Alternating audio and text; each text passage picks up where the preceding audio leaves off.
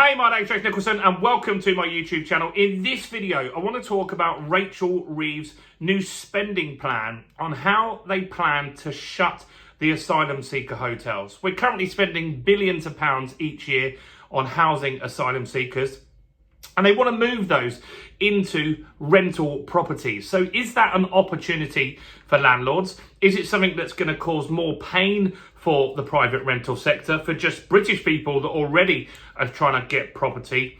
And we're going to talk about all the impact that this will have, and will it actually happen as well. Now, if you're new around here and you haven't done already, do make sure you subscribe to the channel over there and hit that bell notification. We're on the way to 44,000 subscribers. And by subscribing, you'll get all the latest property news, interest rate news, house price news, property investing news, and much, much more. And let's get some more views on this video by smashing like, tickling like, doing something to that like button. That really helps with the YouTube algorithm, and that's really helped the channel grow. So thank you to everybody that does that. Before we jump into this, I just want to ask that I'd like you all to comment on this video if you could, but I'd like to request something, and that's that you keep the comments respectful. I understand this is a controversial topic, and I understand that people have very strong opinions on this stuff, but be polite to other people in the comments and be kind, because look, we all have a valid opinion, and let's have a discussion about it, not a fight about it.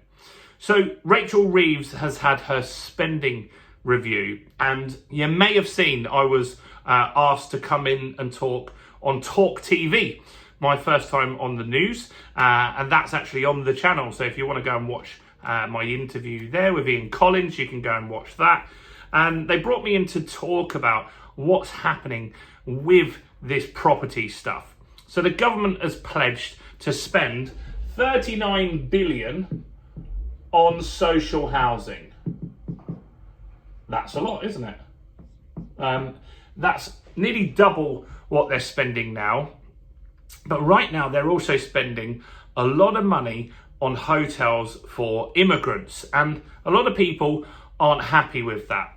And their belief is that that money should be spent on British people who are already here that can't get homes, maybe homeless people or families that need to get social housing.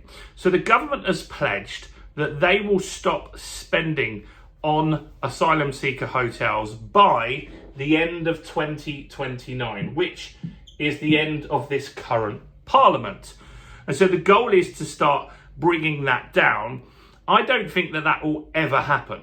I think they will reduce the amount they spend on these hotels. I do think that that's definitely possible, especially if they do get some of this social housing built. But I just don't think that they're going to ultimately eradicate it totally. I think they'll always need somewhere for people to go on a temporary basis, and I don't think they're going to build the right type of accommodation for that. So their goal is to move people out of hotels and into landlord accommodation. Now the Tories are up in arms about this, and they're saying that all you're doing is moving one cost over here to a cost over here. So there's still going to be significant costs for the government, obviously, if they pay for private accommodation. But the cost of renting a house is significantly cheaper than putting somebody in a hotel. It's very expensive to put a family in a hotel for a month compared to a house. So you would be reducing costs. Now, Serco are looking for landlords, and this might be something that some of you want to do.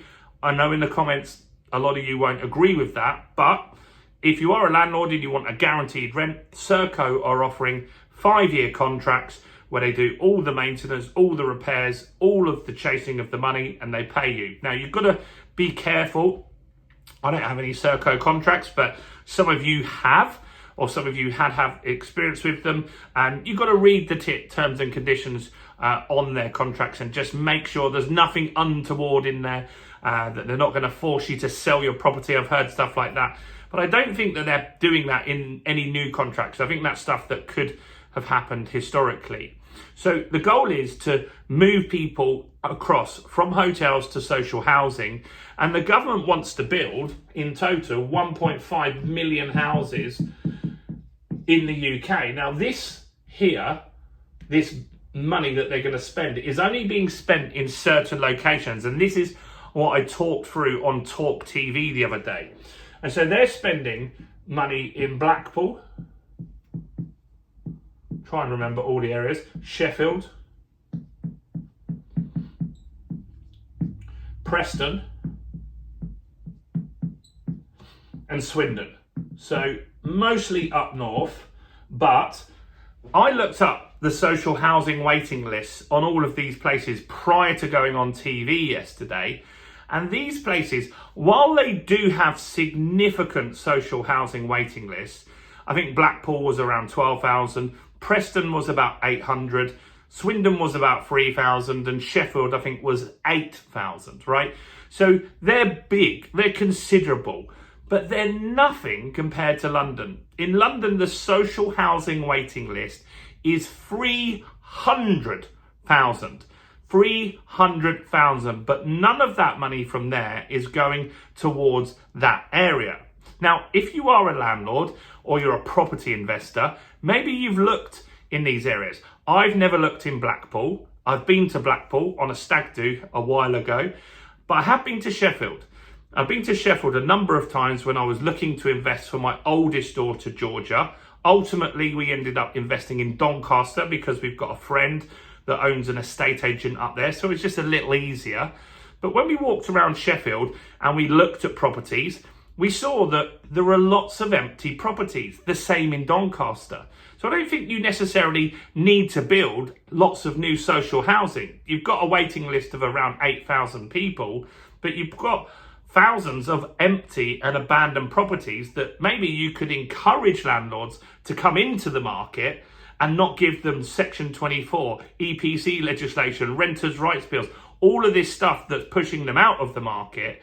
If you gave them some incentives, let's just say for argument's sake, you gave the stamp duty back where it was and not the new crazy high stamp duty that we've got, maybe some investors would go into these areas and bring those areas back up. That's what we've done. We've invested in Doncaster a few times.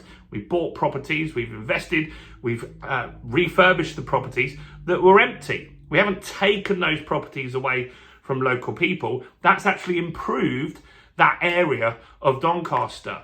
And so this bill, I don't think focuses on the right things. I think admirable to put in 39 billion into social housing. We need more social housing. My problem is, I think it's in the wrong area. The North has a problem. It needs some social housing. But the biggest problem in the whole UK is in London, and you're not putting a pound into that area. I also think that you've got all these abandoned properties. If you had some schemes and got landlords and supported them, I think you could do much more for much cheaper and help some landlords get those properties renovated and use those as the social housing that you're looking for. That would be a better solution, in my opinion, and it would restore some roads that you've got 20 houses on and you've got 4 that are abandoned. Fix those properties up and bring that street back up to a good standard. That's better for those people that live on that street. That gives you your social housing, and that's way cheaper. So I just don't understand these government policies. Let me know what you think. Firstly, they're going to cut immigration, hotels. Great. I don't think that will happen as quickly as it is, but they want the landlords to suddenly pick up the slack while hitting them with other stick, saying, here's some more tax, we're going to push it really hard so you leave the market. Let me know your thoughts, questions or observations in the comments below. Do smash like, do subscribe, go and check out the Talk TV interview. You just click where it says Property Accelerator, look on videos. It's about 3 or 4 videos away from this one. Do subscribe, check out all the other content as well on the channel, including this video right here.